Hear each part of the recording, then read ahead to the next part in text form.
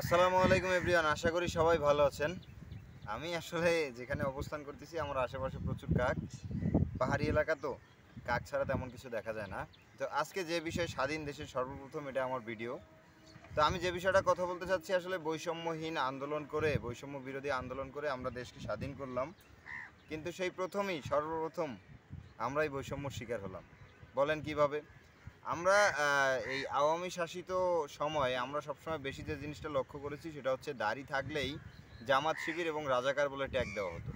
এবং এই ট্যাগের ফলে দেখা যায় এক পর্যায়ে এমন একটা অস্থিতিকর পরিবেশ সৃষ্টি হয়েছে যে আমি আমার জায়গায় বলি, আমি দাড়ি নিয়ে খুব অ্যাভেলেবেল ঘুরতে যেতে আসলে অনেক সময় ভয় পেতাম যে এই পুলিশ বাহিনী হঠাৎ কোন জায়গায় দাঁড় করাই জিজ্ঞাসা করে ফেলে, এই বেটা তুই কোন জঙ্গি, কিনা আমারে দিয়েই দিল এক জিহাদি সংগঠনের সাথে সম্পৃক্ত, অথচ আমি তা চিনিই না।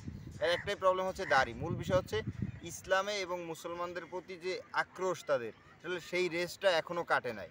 এখন অনেকেই বলবেন যে ভাই এই বিষয়ে এখন আসলে আপনি কথা বলতেছেন কিভাবে, ইসলামিক রেস কাটলো না কিভাবে, এখন তো আর ওইভাবে কোনো বৈষম্য নাই। ভাই যদি ওইভাবে বৈষম্য না থাকে তাহলে আমি আপনার কাছে জানতে চাই যে শহীদ মিনারের ব্রিক ওয়ালে আরবি ক্যালোগ্রাফিতে যারা মৌলবাদ বা দেশটারে আফগানিস্তান করতে চায় বা জঙ্গি বলে ইত্যাদি ইত্যাদি বলে যে আমার মাদ্রাসার ছাত্র ভাইদের গালিগালাজ করলো, এর কোনো প্রতিবাদমূলক কোনো কথা বা কোনো বিবৃতি কারো দেখলাম না কেন? তাহলে কি আমরা আসলে বৈষম্যর বেড়াজাল থেকে বেরিয়ে আসতে পারি নাই? যদি এমন হয় যে আসলে যে আরবি ক্যালোগ্রাফিতে লেখার কারণে একটা সেকুলারবাদী সংগঠন বলেন বা হোক সে আস্তিক নাস্তিক যা হোক, তাতে আমার কিছু আসে যায় না, সে শিক্ষক হতে পারে, কিন্তু শিক্ষক মূলত তার আদর্শিক জ্ঞান কতটা সেটা হচ্ছে মূল বিষয়। শিক্ষক হলেই তো আর সে প্রকৃত শিক্ষক না।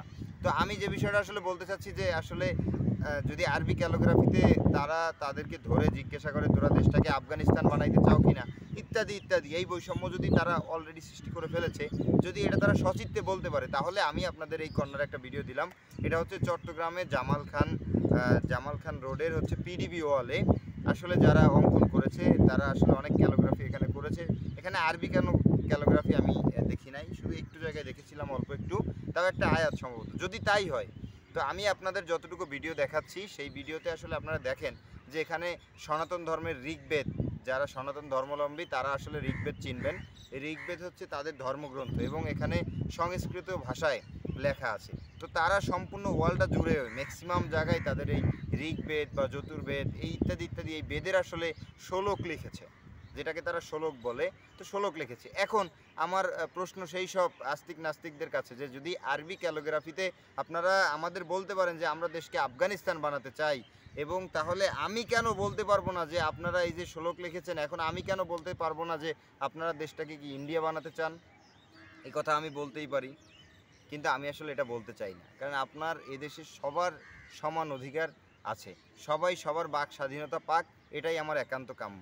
তো দয়া করে মায়া করে যারা এই বর্তমানে এই সেকুলারবাদী বা আস্তিক নাস্তিক যারা আছেন, যারা মনে করেন যে ইসলামকে আপনারা দাবাই রাখতে পারবেন, ভুল করবেন জনাব।